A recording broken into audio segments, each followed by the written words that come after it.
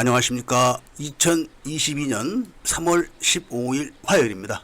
오늘은 코패스 동반자 채널에서 유튜버인 제가 출처를 100% 확인하지 않은 곳으로부터 사찰을 받고 있는 증거를 제시를 하면서 결연하게 이들과 맞서겠다는 선언을 하는 날입니다. 이들과 맞서는 방법으로는 새로운 방식의 시민단체를 결성을 해가지고 핵심 고위 당국자들을 철저한 준비를 거쳐서 법적인 고발 조처를 해가지고 사법투쟁을 할 것입니다. 그리고 이러한 과정은 현재 외국에 은퇴한 사람들과 정보 교류를 꾸준히 하고 있었기 때문에 이들과 정보를 교류를 하면서 진행을 할 것입니다. 그리고 이런 애국 활동에는 당연히 많은 준비가 필요하기 때문에 일단 오늘부터 코패스 동반자 채널도 애국 시민들로부터 모금을 받아서 대한민국에서 압력하고 있는 적국의 스파이들을 제거하는 데 사용하도록 하겠습니다. 그리고 제가 알고 있는 모든 정보들은 관련자들에게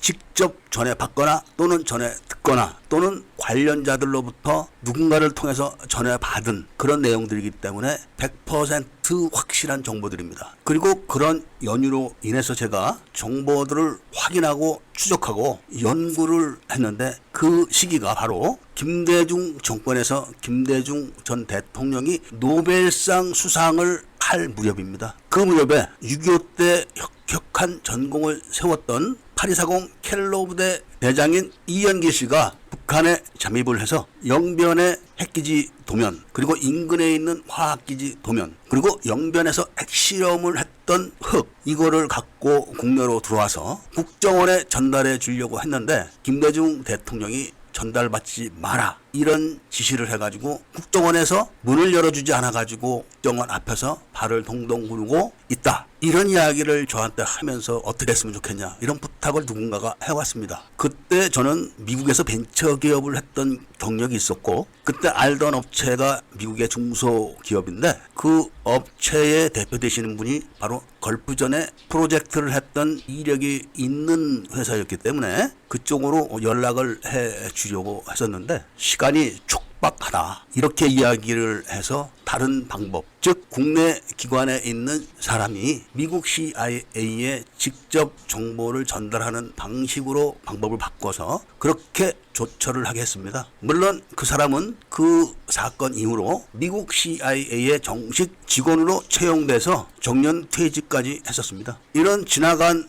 정보보다는 비교적 최근에 부탄에 있는 북한 정보지휘소에서 벌어졌던 일들이 굉장히 중요합니다. 이런 말씀을 드리는 이유가 그동안 제가 말씀드렸던 내용들이 다 사실이다 이런 거를 강조드리는 차원이었고, 지금부터는 어떻게 제가 사찰을 받고 있는가 여기에 대한 증거를 제시하면서 헌법에 보장된 표현의 자유를 지키기 위해서 그들과 맞서겠다는 말씀을 드리려고 하는 것입니다.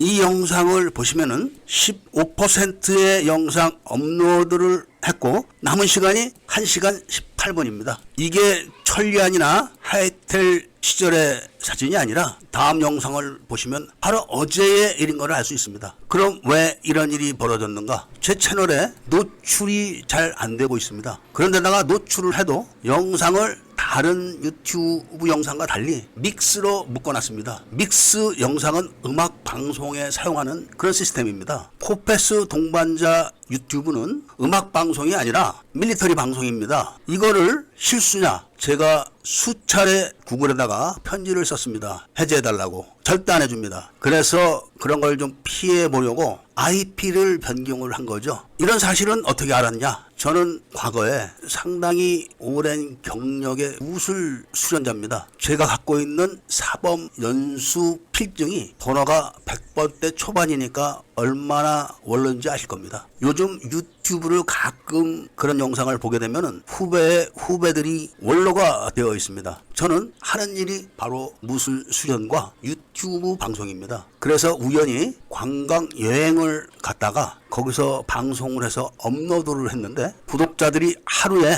2만 명 정도씩 가입을 하는 걸 보고 놀랐습니다. 그러니까 IP가 변경됐기 때문에 차단을 했던 IP가 아닌 다른 IP로 업로드가 돼가지고 구독자가 하루에 2만 명 정도씩 막 늘어난 겁니다. 물론 그 계정은 그 후로 폭파되었습니다. 그때 제가 IP가 사찰받고 있다는 것을 아는 거죠. 그렇지만 별로 관심을 두질 않았습니다. 그래서 아까 영상을 업로드를 빨리 하기 위해서 IP를 원위치 시켰더니 바로 업로드가 됐습니다. 그럼 이것만 갖고 사찰을 받고 있다고 주장할 수 있나? 그렇죠. 이것만 갖고는 확실한 주장을 할 수가 없죠. 자, 다음 사진들을 보시면은 댓글이 올라가 있는 사진들을 볼 수가 있습니다. 이해를 돕고자 먼저 개요를 설명을 드리겠습니다. 유튜브 채널을 갖고 있는 사람들은 유튜브 스튜디오 계정도 갖게 됩니다. 유튜브 스튜디오에는 댓글을 관리하는 그런 기능이 있는데 그 댓글 관리 기능에 나타난 댓글들입니다. 그럼 이게 뭐가 문제냐 이렇게 생각을 하시겠지만 바로 구독자들이 올리는 댓글을 실시간으로 감시를 하면서 가령 A라는 구독자가 댓글을 달게 되면 그 댓글과 똑같은 댓글을 바로 아래 같이 달아놓습니다. 저뿐이 아니라 누구든지 그런 장면을 보게 되면은 휴대폰이나 컴퓨터의 문제로 댓글이 2개로 달렸구나 이런 생각을 합니다. 그래서 중복되는 아래 댓글을 지우게 됩니다. 그렇게 되면은 어떤 일이 벌어지냐면은 아래 댓글을 지웠는데 댓글 전체가 지워지는 거죠. 처음에는 그런 걸 보고 이상하다 왜 이러지 이 정도로 넘어가는 겁니다. 그리고 그런 댓글이 달리는 경우는 다 불량 댓글, 그러니까 공산주의자들이 봤을 때는 자기들에게 불리한 댓글은 그런 식으로 중복해서 댓글창에 나타나게 하는 겁니다. 그러면 댓글 관리자가 당연히 아래 댓글을 지우게 되면은 윗 댓글이 같이 지워지는 겁니다. 그렇게 해가지고 자신들은 손도 하나 안 대고 자신들에게 불리한 댓글들을 다 삭제를 하는 겁니다. 제 경우도 몇 번 이런 일을 겪게 되니까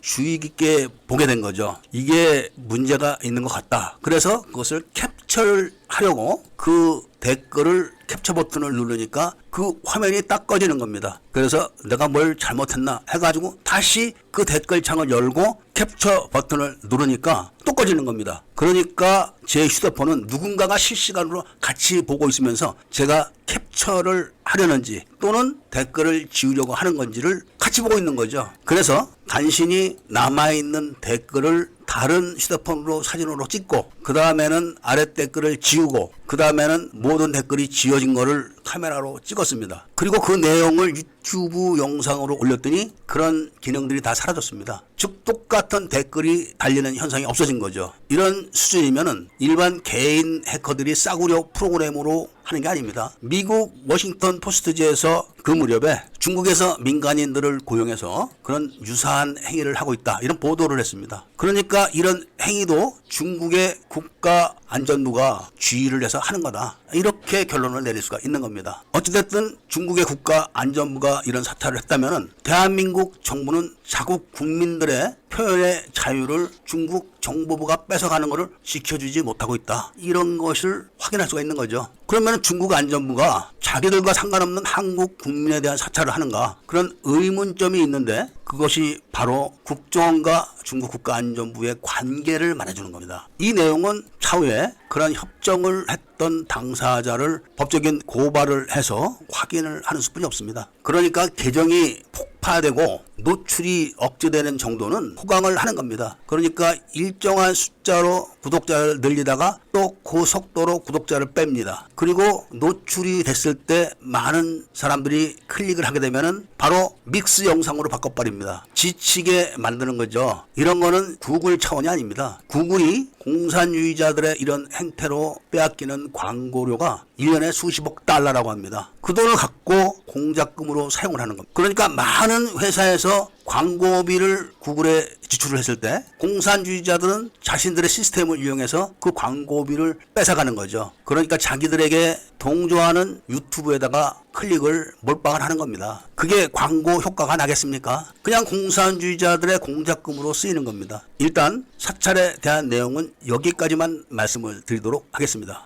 자, 이런 것들에 대한 대항을 하기 위해서 모든 사실을 가장 많이 알고 있는 제가 이들에게 합법적으로 대항을 해서 격파를 하나하나씩 하는 수밖에 없습니다. 사안별로 사건별로 하나씩 격파를 해가면서 여론을 환기시키는 게 가장 중요합니다. 그리고 저는 NGO 활동에 대한 많은 지식을 갖고 있기 때문에 새로운 형태의 NGO를 설립을 해가지고 이들과 하나하나를 각계 격파하는 방법으로 적국의 스파이들을 색출해 내겠습니다. 그리고 그 대상은 말단 세포들이 아닌 헤드급 요원이나 두보크를 격파하는 방법으로 나가겠습니다. 많은 애국 시민들의 협조를 부탁드리고 자원 활동을 하실 수 있는 분들은 자원 활동도 부탁을 드리도록 하면서 일단 오늘 이야기는 여기서 마치도록 하겠습니다. 애국 채널인 코패스 동반자 채널을 많이 구독해 주시고 좋아요와 알림 설정을 부탁드리면서 이야기를 들어주셔서 감사드립니다.